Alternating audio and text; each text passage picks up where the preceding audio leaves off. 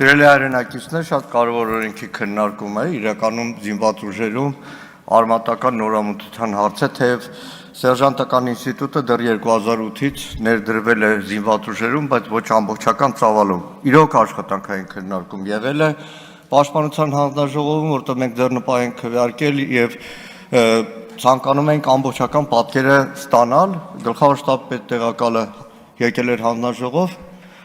Անդրանիկ Քոչարյանը կարողացավ մենակ Մելքոնյան Գագիկին բերման ենթարկել, շատ էլ ներկայացական չէր, բայց շատ կարևոր է։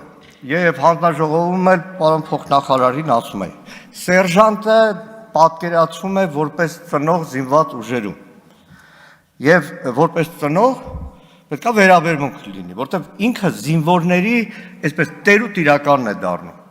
Աշխատավարձը պարոն փոխնախարարը զեկուցում է այսքան։ Հիմա եկեք պատկերացնենք, սերժանտին ասում են դու աշխատավարձը ստանում ես, բայց նաև պետք է ատեստացիա հանձնես։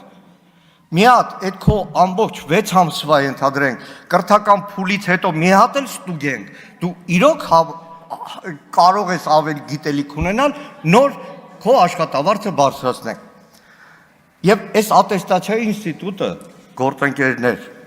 իրականում կառավարությունը փորձում է ասել, այ ատեստացիա ենք մտցրել, այդպես չի,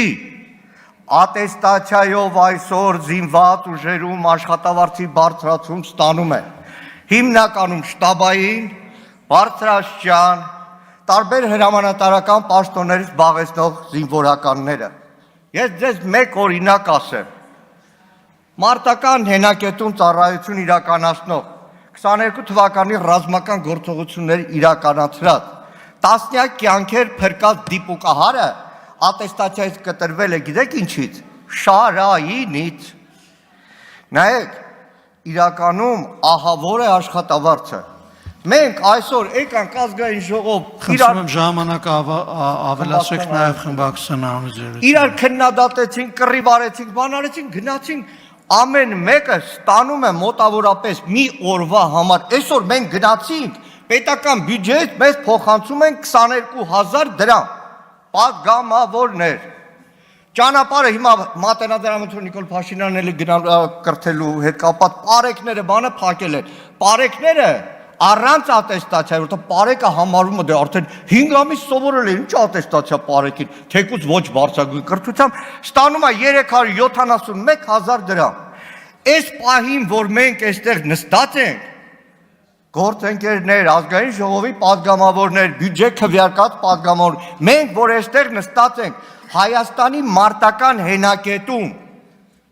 Անդրևինձյանը եւ այլն, կոնկրետ տեղ կարող եմ ասել, մարտական հերթապահություն իրականացնող պայմանագրային զինծառայող գիտեք ինչքան է ստանում։ Մենք ստացել ենք 22,000 դրամ, պարեկը մոտավորապես ստացել է 11,000 դրամ մի օրվա համար։ Մարտական հերթապահություն իրականացնողը ստացել է 1,700 դրամ։ 1,700 դրամ։ Սա է իրականությունը, այդ ատեստացիայով 100 քանի հազար դրամներ, չի մանրամասնում պարոն փոխնախարարը, 1000-ից ավել սերժանտ է պետք լինելու զինված ուժերում, ամենաստորին մակարդակում, որը առնվազն 10 զինվորի տեր ու տիրականն է լինելու, բայց նրա աշխատավարձի տարբերություն պարեկի ընդամենը մոտավորապես 222,000 է լինելու։ Սա է իրավիճակը եւ երբ որ այս հարցերը բարձրաձայնում ենք իրականում պարոն փոխնախարար Անդրանիկ Քոչարյան, ահավոր արձագանքներ են, որովհետև իրական պատմությունը լրիվ ուրիշ է, մարտական հերթապահություն իրականացնողը չի կարողանում այդքան ժամանակ ունենա ֆիզոյի, շարայինի սրա, որպեսզի ատեստացիա անցնի։ Այսքանը, շնորհակալ եմ։